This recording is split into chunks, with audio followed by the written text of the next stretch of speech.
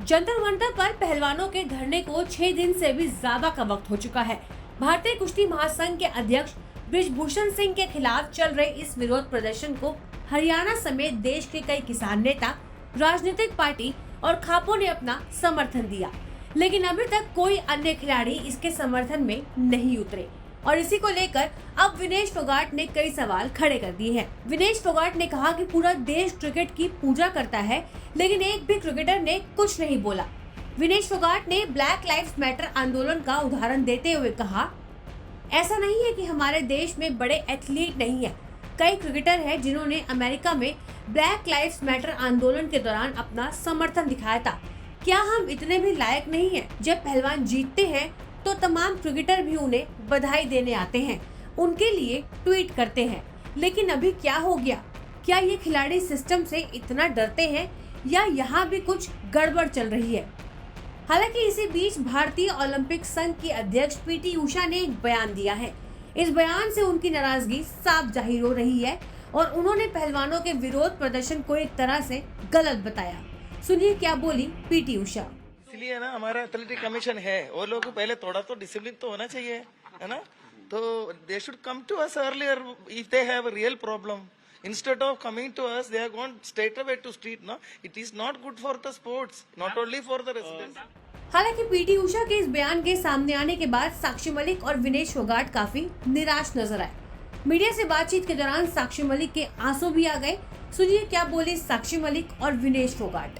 ये बात सुन के बहुत दुख हुआ, क्योंकि एक महिला खिलाड़ी हो के वो महिला खिलाड़ियों की नहीं सुन रहे हैं। हम बचपन से उनको फॉलो करते आए हैं, कहीं ना कहीं उनसे इंस्पायर्ड भी हुए हैं कि उन्होंने देश के लिए इतना अच्छा किया है और हमें उनसे प्रेरणा भी मिली है। लेकिन एक महिला हो के अगर वो ये बात बोल सकते हैं ना, तो मतलब कान डिसिप्लिन कर दिया। हम तो शांति से यहाँ बैठे हैं और हम बैठते भी नहीं यहाँ, अगर हमारी सुनवाई हो जाती तो।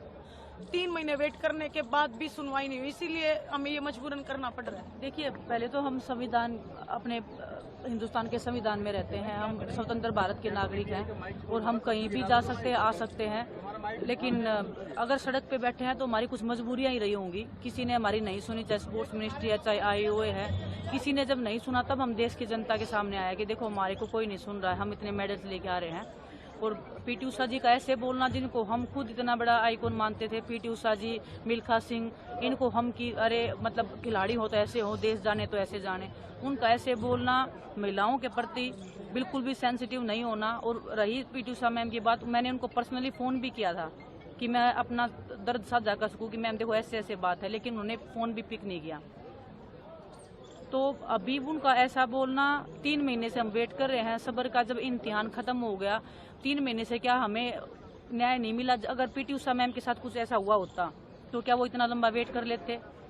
उनको खुद से पूछना चाहिए, शायद उनकी आत्मा से कुछ जवाब निकले। और हमें नहीं पता वो उनके ही जुबान है या उनके ऊपर भी कोई प्रेशर ही है बोलने का, क्योंकि पर वो रही। और वो जब IOA में खुद प्रेसिडेंट हैं, वो जब खुद मीडिया के सामने आके रो रही हैं कि मेरी एकेडमी को तोड़ा जा रहा है, जब वो खुद के साथ ही न्याय नहीं कर सकते हैं तो हम क्या उम्मीद करें उनसे। वहीं अब इस मुद्दे पर केंद्रीय खेल मंत्री अनुराग ठाकुर का भी बयान सामने आया है, जो इस वक्त चर्चा का विषय बना हुआ है। सुनिए क्या बोले अनुराग ठाकुर। जहाँ तक आप रेसलर्स की बात करते हैं, पूरे रेसलिंग में से कुछ खिलाड़ी अगर आज जंतर मंतर पर बैठे हैं, उनसे किसने बात की? मैं अपना पूरा दौरा रद्द करके हिमाचल प्रदेश का 12 घंटे बैठा हूं, 12 घंटे, 7 घंटे एक दिन, 5.5 घंटे अगले दिन, पूरी बातें सुनी। रात के 2-2:30 बजे प्रेस कॉन्फ्रेंस की उनसे पूछ के कमेटी बनाई गई। अब कंप्लेंट करने वाले कमेटी नहीं बनाते, लेकिन सरकार को बनानी थी, हमने बनाई। उन्होंने कहा एक बंदा और ऐड की थी, उन्होंने बबीता फोगाट का नाम दिया, हमने उसको भी ऐड करने का काम किया। हमारे मन में कुछ नहीं, हम निष्पक्ष जांच चाहते थे, ओवरसाइट कमेटी उसके बीच में देखी, उन्होंने देखने का काम किया। और ओवरसाइट कमेटी के आगे जो भी अपनी बात रखना चाहता था उसको अवसर दिया गया, किसी के ऊपर कोई रोक नहीं थी। समय सीमा बढ़ी इनके कारण, हमने बढ़ाने का काम भी किया। 14 बैठकें हुई,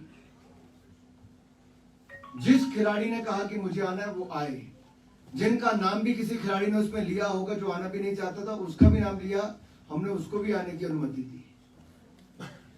और कमेटी की रिपोर्ट में क्या जो कहा गया हमने उसकी मेजर फाइंडिंग्स थी कि निष्पक्ष चुनाव हो, तब तक कोई अडॉक कमेटी बने, 45 दिन के अंदर चुनाव हो, फिर इंटरनल कंप्लेंट कमेटी बने। अगर किसी को मेंटल सेक्सुअल हरासमेंट किसी तरह की है तो हर फेडरेशन में उस तरह की बॉडी बने। हमने उसके लिए कहा। यही नहीं, इसके साथ साथ अगर और भी कोई ऐसे जैसे वाली टीम सिलेक्शन है, टूर्नामेंट में भेजना है, वो भी निर्णय हमने कहा कि इंडियन ओलंपिक एसोसिएशन का, हमने सरकार भी नहीं कहा, इंडियन ओलंपिक एसोसिएशन अपनी कमेटी बनाएगी, 45 दिन के अंदर चुनाव कराएगी, निष्पक्ष चुनाव होंगे, नई बॉडी आएगी, उसमें जो इंटरनल कंप्लेंट कमेटी है वो उस पर कार्रवाई कर सकती है। बाहर कोई भी किसी पुलिस थाने में कभी भी एफआईआर करवा सकता है किसी के ऊपर अगर लगता है। अगर 8 साल पुराना मुकदमा भी होगा तो 8 साल पहले भी हो सकती थी एफआईआर, आज भी हो सकती है। लेकिन पुलिस भी प्रिलिमिनरी इंक्वायरी करती, दिल्ली पुलिस ने कहा प्रिलिमिनरी इंक्वायरी करेंगे और जो उसमें आता है उसके बाद अगली कार्रवाई करेंगे। सरकार बहुत स्पष्ट है कि मोदी जी की सरकार ने सदा खिलाड़ियों के साथ खड़े रहे, खिलाड़ियों के लिए साथ खड़े थे, खिलाड़ियों के लिए सुविधाएं दी और खेलों को बढ़ावा देने का काम किया। हमारे लिए खेल प्राथमिकता है और खिलाड़ी प्राथमिकता है, और उसमें हम कहीं पर भी कोई कॉम्प्रोमाइज नहीं करते हैं, ना आज तक किया ना आगे करेंगे। हालांकि जब तक हम आपके सामने वीडियो लेकर आए हैं तब तक इस कमेटी की अध्यक्ष मैरी कॉम ने अभी तक चुप्पी साध रखी है और उनकी ओर से अब तक इस मामले पर कोई भी बयान सामने नहीं आया है। ब्यूरो रिपोर्ट, न्यूज़ तक।